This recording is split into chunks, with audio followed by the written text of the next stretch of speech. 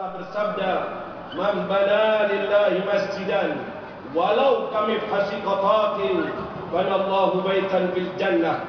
Barang siapa yang mau mendirikan masjid, membangun masjid sekalipun kecil seperti rumahnya burung, niscaya Allah Subhanahu wa taala akan membalasnya besok di akhirat dengan istana di surga Allah. Inilah suatu anugerah besar buat mereka yang mau memperhatikan rumah-rumah Allah. Para ulama dalam meneliti daripada hadis-hadis Rasulullah sallallahu alaihi wasallam, ini tidak lain apa maksud daripada kami fasiqatatin. Dari sabda Rasulullah sallallahu alaihi wasallam, beliau tegaskan kepada kita, menunjukkan bahawa tempat yang akan kita tempati yaitu rumah Allah, hendaknya rumah yang indah, rumah yang baik. Itulah beliau dalam kesempatan ini bersyukur kepada Allah, kepada mereka al-warithin, yaitu para ulama yang telah mewarisi dari baginda Rasul sallallahu alaihi wasallam, yang telah mengatur dalam majlis kita ini yang begitu indah, dan terutama kepada pemimpinnya yaitu Syekh Afifuddin Al-Jailani. Semoga Allah memanjangkan umurnya, semoga Allah memberikan keberkahan kepadanya. Inilah semata-mata majlis kita didirikan tidak lain untuk memperingati Sultanul Aulia Sayyidina Syekh Abdul Qadir Al-Jailani. Beliau senantiasa di mana saja disebut-sebut sejarahnya, manaqibnya bertahun-tahun, sebagaimana kita lihat pada mereka orang-orang muslim. Ini semuanya tidak lain karena sewaktu hidupnya selalu berada dalam garis-garis yang diridhai oleh Allah Subhanahu wa taala, baik di siang hari ataupun malam hari. Bila umat Nabi Muhammad sallallahu alaihi wasallam mau menjalankan apa yang telah diperintahkan oleh Allah, niscaya Allah Subhanahu wa taala akan memuliakannya.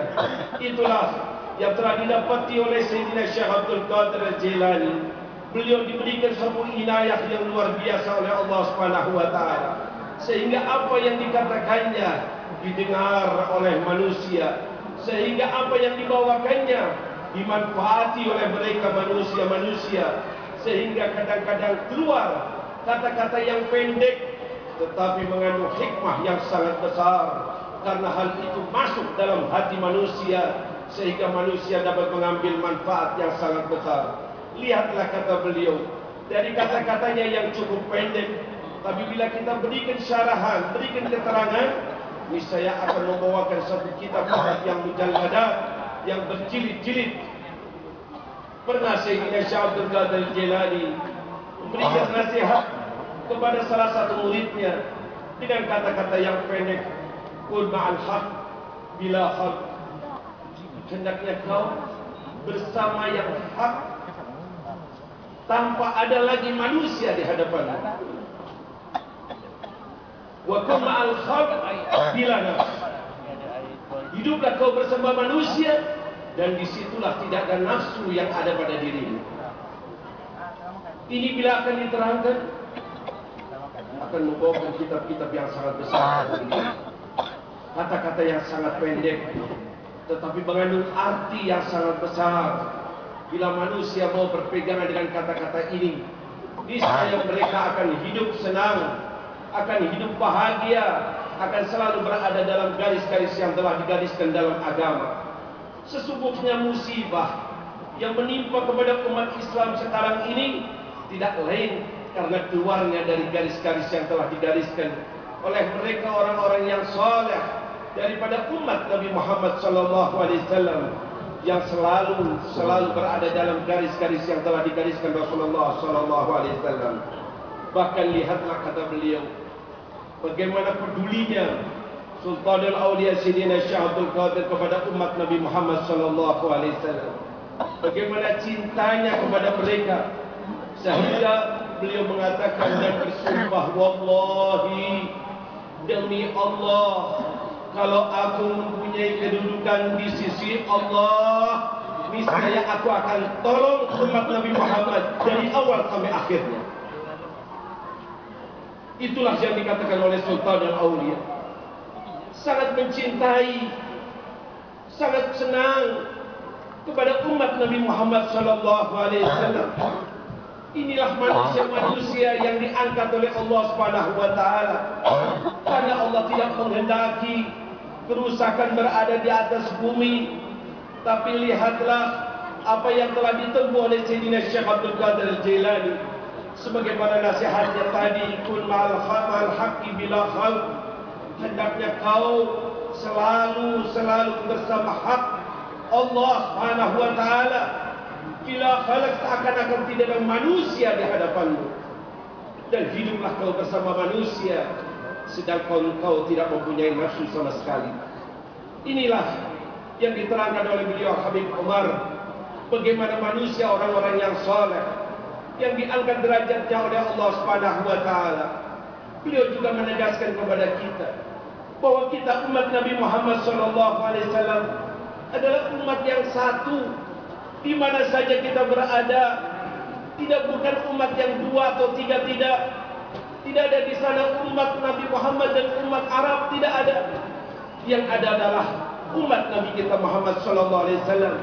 Sebagaimana dalam Al-Qur'anul Karim, Al-Qur'anul Karim, Allah Subhanahu wa taala sudah menegaskan bahwa ini adalah umat yang wahidah, umat yang satu. Di mana saja kita berada, pasti kita lah bersatu. Sehingga dalam ayat lain ditegaskan innamal mu'minuna ikhwah fa aslihu baina akhwaykum. Sesungguhnya orang-orang mukmin adalah saudara di mana saja berada. Maka lihatlah kata beliau, firman Allah yang begitu indah, fa aslihu baina akhwaykum, maka damaikanlah di antara dua saudaramu itu. Tidak disebutkan dalam ayat itu baina ikhwatikum, di antara saudara-saudaramu yang banyak. Kalau dua saja terjadi perselisihan, maka diperintahkan untuk didamaikan di antara keduanya itu. Maka bagaimana bila perselisihan itu di antara saudara-saudara yang sangat banyak, perselisihan isu di antara suku-suku yang banyak. Beliau sangat kagum atas apa yang dibawakan oleh Al-Haj Abdullah Badawi, mantan menteri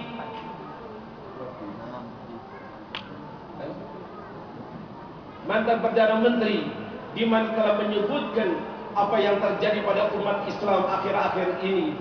Perbedaan-perbedaan yang ada, permusuhan-permusuhan yang ada. Sesungguhnya hal itu tidak akan terjadi bila kita betul-betul mengeterapkan dalam kehidupan kita bahwa Muslim sesama satu saudaranya, tidak saling mendiskreditkan, tidak saling membolimi, sebagaimana pesan baginda Rasulullah sallallahu alaihi wasallam, al-muslim akhul muslim. Nabi sudah tegaskan hal itu.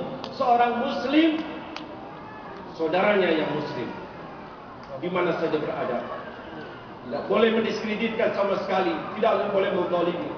Cukup suatu dosa yang besar bila dia mendiskreditkan atau meremehkan saudaranya yang muslim. Bahkan ditegaskan oleh Rasulullah sallallahu alaihi wasallam, hubungan sesama muslim, ketahuilah darahnya haram kalau kita akan jujurkan darahnya atau kita bunuh. Itu pesan Rasulullah sallallahu alaihi wasallam. Tapi kata beliau, Al-Habib Umar mengatakan, kita jauh dari apa yang telah digariskan oleh Rasulullah sallallahu alaihi wasallam. Sehingga lihatlah keadaan yang sangat menyedihkan ini, dan kita tidak akan dapat perbedaan dengan hal itu kecuali kalau kita kembali dengan apa yang telah ditempuh oleh mereka orang-orang yang saleh, yang telah mendapatkan hidayah dari Allah Subhanahu wa taala. Karena Allah lah yang sudah menegaskan wa bihudahu muqtadi, maka dengan hidayah yang telah ditempuh oleh mereka, ikutilah jejak-jejaknya. Dan kita tidak akan dapat mengikuti jejak mereka kalau kita mau menyempatkan diri untuk mengkaji daripada sejarah mereka, perilaku mereka, sehingga kita tahu betul apa yang telah dilakukan oleh mereka. Inilah pesan-pesan daripada Al-Habib Umar tentang kita yang telah membawakan suatu pesan yang pantaslah bagi siapapun untuk kita pegangi.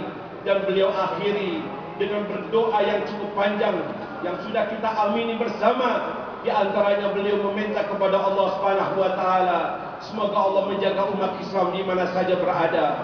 Semoga Allah menyelesaikan permusuhan yang ada di antara kita, khususnya mereka yang ada di Libya, Bahrain, Yaman, Iraq, dan beliau juga meminta kepada Allah Subhanahu wa taala semoga Allah Subhanahu wa taala menjaga negara kita Malaysia, menjaga tanah suci Haramain, dan menjaga negara Melayu di mana Islam telah masuk, di mana beliau banyak lagi berdoa kepada kita dan kita semua sudah mengamininya. Yakinilah dalam kesempatan yang sangat baik ini, doa-doa yang sudah dipanjatkan yang akan dikabulkan oleh Allah, akan diterima oleh Allah, akan diijabahi oleh Allah, dan kita bersama insya Allah tidak keluar dari majlis ini kecuali Allah telah bukakan hati kita dan kita tanamkan dalam hati kita bahwa sesama kita adalah satu saudara di mana saja kita berada, sebagaimana yang dilakukan oleh mereka orang-orang yang soleh dari pesan Rasulullah sallallahu alaihi wasallam.